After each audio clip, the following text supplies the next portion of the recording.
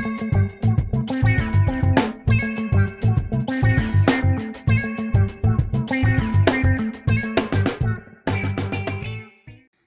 what's up, everybody? Welcome back to Craig's Corner. Hey, today we're going to talk a little bit about the importance of trust in the workplace. Over a number of years, there have been a lot of studies that suggest that the frontline worker, the field technician, has a much better understanding of the day-to-day issues and hazards associated with their work than the senior leadership of a company. And the bigger the company gets, the bigger the disparity there.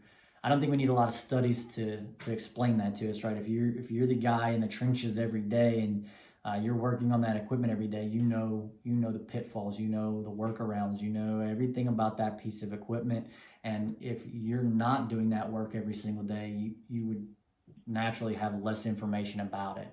So this side over here is depending on this side for information.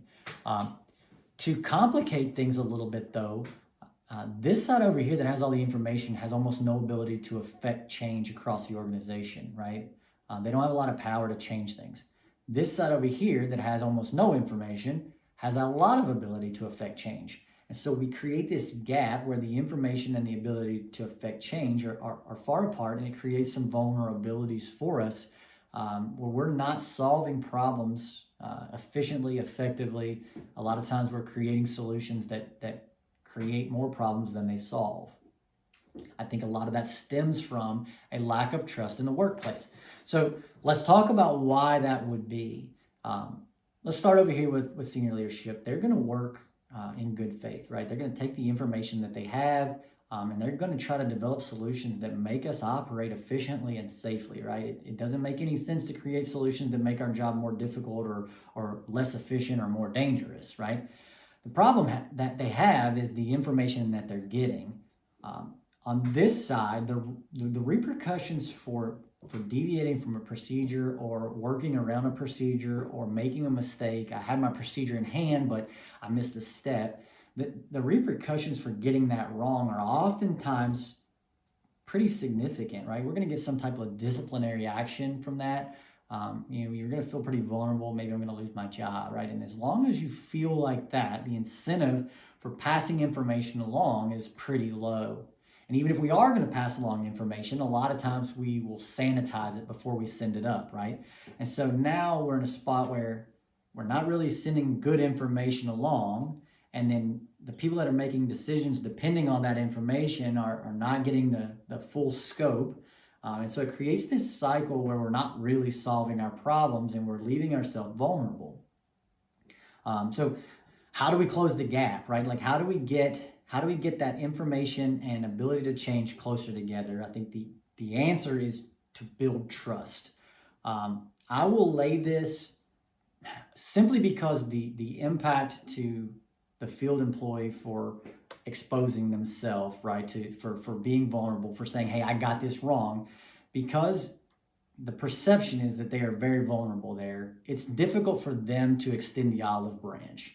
So I think that it falls at the feet of leaders, and I mean this not just senior leadership, I mean this all the way down, all the way to the point of, hey, you're the lead technician and you've got 2 or 3 junior technicians working underneath of you. If you're in that position, you should be the one extending the olive branch, right? You have much less to lose by saying, hey, I'm going to extend some trust to you than the person on the flip side of that feels like they have to lose. And so the way I would do it, 2 steps. They're going to sound pretty simple. They're much more difficult in practice, I think. The first one is we have to eliminate blame. We have to eliminate the idea that we have to be able to hold somebody accountable for their actions. Accountability by definition is taking ownership, right? You can't force ownership on someone. They have to take that ownership for themselves. So as long as we as leaders are looking to kind of reserve that right to punish someone, to say, hey, you messed it up, and look, it's in the policy. If you get it wrong, then you can be punished. If we're holding on to that, it creates a very parent-child dynamic where this guy over here feels like, hey, you make the rules, you enforce the rules, and I just follow the rules, right? And so long as we have that parent-child dynamic, we're never going to be able to build trust. So that's the first piece. The second piece is to kind of flip our mindset a little bit and get away from thinking that the the field technician, that frontline worker is the problem to be solved. Flip that on its head and respect the fact that they have a ton of expertise and a ton of information, and look at them as the solution to the problem. We're going to engage them, ask them what they think, ask them what solutions they would propose, and really start to dig into that trust for them, right? We're going to trust them first to come up with good solutions and good information. And now we can close that gap and we can start to work together. I think we'd be surprised at how fast the organization would move forward and really start to learn and make improvements if we can close that gap. And that's where I would start with it. So, hey, I am glad you're here today. Thanks for joining us on Craig's Corner. We'll see you next time.